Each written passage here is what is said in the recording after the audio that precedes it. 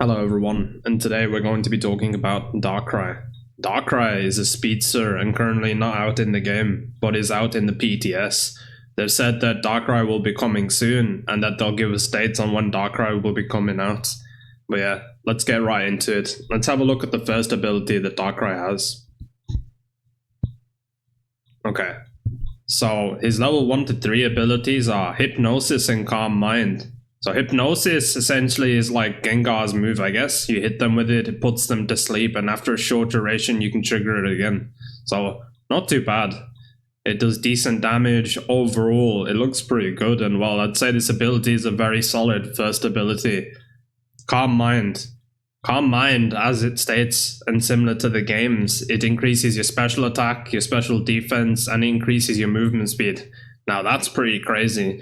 Being able to catch people out, having good movement speed, and just like a solid damage buff to start off with. But not too bad, not too bad. That's a pretty good starting set. Let's have a look at its level 6 moves. So let's have a look at Dark Void. As the user fire balls of darkness at opposing Pokemon in the area of effect, dealing damage and marking them. When the user deals damage to marked opposing Pokemon, the marks are removed and the opposing Pokemon falls asleep. Upgrade level 11. Applies a slow effect when applying a mark to an opposing Pokemon. Okay, so they're going with this theme of like, you tag them with this ability, it applies a mark, the mark does dot damage over time, which is pretty good, I guess. Solid for getting kills, or if anyone's low, it'll catch them out. Plus the red buff application is going to go crazy if you jungle with this Pokemon, so I think that's going to be a very good move.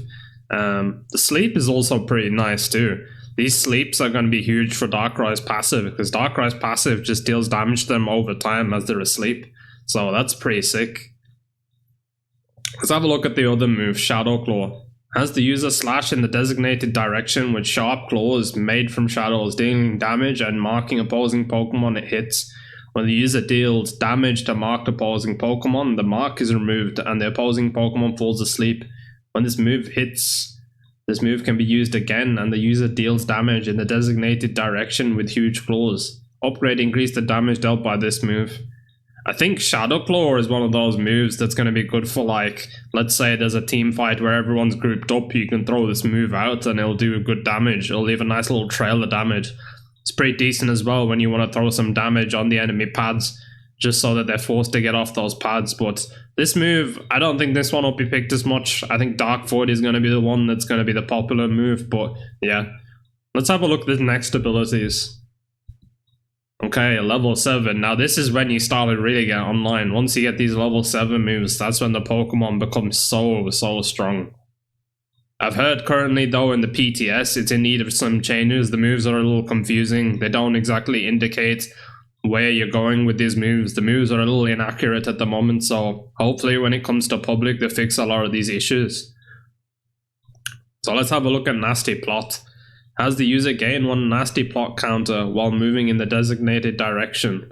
A maximum of 2 Nasty Plot counters can be stored. When the user uses its next basic attack or boosted attack, the user consumes all Nasty Plot counters and deals additional damage based on the number of counters consumed. Reset. This move's cooldown when an opposing Pokemon falls asleep. Okay, so it's a nice little reset when you get the upgraded version of the move. That's not too bad. So this move is going to be interesting, I guess. I mean, you build up these like Nasty Plot counters, and once you get the max of 2, you can get the max value out of it. You'll do some decent damage. You'll get like a nice boosted attack. And I mean, it does additional damage based on the amount of Nasty Plots that are built up. So if you have 2, it'll be a nice little bit of burst. I think this and Dark Void are going to combo really well. But let's have a look at the other move, Dark Pulse. Now, looking at this move already from the CD, I'm not sure if this is going to be a very popular move due to the fact that it has a 12-second CD, but let's have a look into this. As the user hide in a circle of shadow and create 6 additional circles of shadow around itself. While the circle of shadows are active, the user can move between them freely.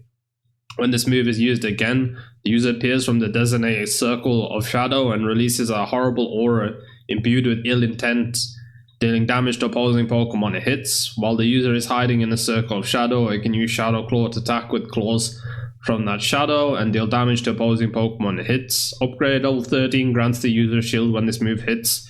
So this was the move I saw that Chris Heroes, when he played it, he was quite confused. He didn't really understand what this move does, but then again, when you're playing this move, you'll realize that the move is very confusing. Like all these like random teleports and the move just doing a lot of like random things. I think this move needs to be tidied up a bit.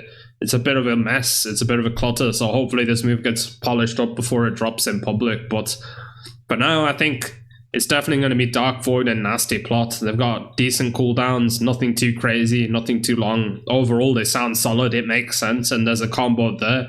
I think the Dark Pulse and Shadow Claw set is okay, but it's going to need a lot of tidying up, because at the moment the set just doesn't really make sense. The moves are very confusing.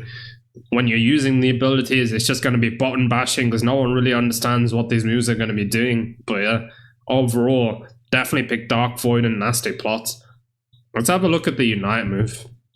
Okay, the Unite move, Worst Nightmare, has the user send the designating opposing Pokemon into a nightmare. The user then suddenly appears in the nightmare. When the user deals damage to the opposing Pokemon inside the nightmare, damage is also dealt to that same opposing Pokemon outside of the nightmare. When this move is used, all of the user's move cooldowns are reset.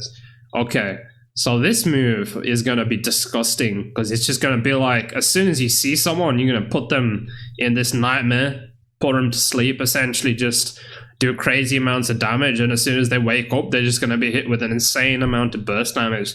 This is going to be quite the disgusting move, because if you hit the enemy jungler with this, they're going to be, one, put in this state of sleep, which is going to be a certain duration, and that duration will keep them out longer out of those Ray fights. So let's say, for example, you put a Cerulege into your Unite move, put him to sleep. He's going to be stuck in that sleep, slowly getting hit by the damage, and then it ramps up, and then he dies, let's say, like 3 or 4 seconds later, if not 5 seconds later. By that time, your team can clean out the rest of the enemy players while the Ray fight is up, and then by the time the Cerulege wakes up, he's either one hit or he's dead, or he's stuck there having to fight your entire team. So this is going to be quite the game changer when it comes to that Rayquaza team fights.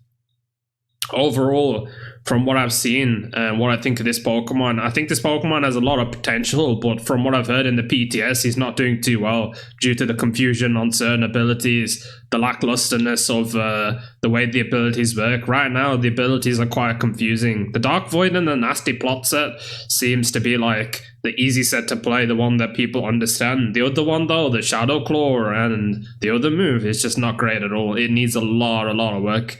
This whole teleporting mechanic and Shadow Clawing while you're in the teleport is done so quick, and the indicators are not really there to kind of explain what the move does. But yeah, hopefully when this comes to public, this will be a really good Pokemon. And when this does come to public, I can see this one being banned a lot, but then again, we'll have to see. Due to the nature of how it is in the PTS, it may not be good, it may be good, but hopefully it will be good. Hopefully not too broken, reasonably balanced, that everyone can enjoy the Pokemon and it's not permabanned. But yeah, I'd say hold off on buying Pokemon when it comes out until, you know, all these things have been fixed with the teleports and all this. But yeah, overall, I think this Pokemon is a 7.5 for me out of 10. But thanks for watching my video, and if you want to see more videos and more guides on Pokemon, or just generally breakdowns on Pokemon, subscribe to my channel, drop a like, share this video, and thanks for watching. Peace out.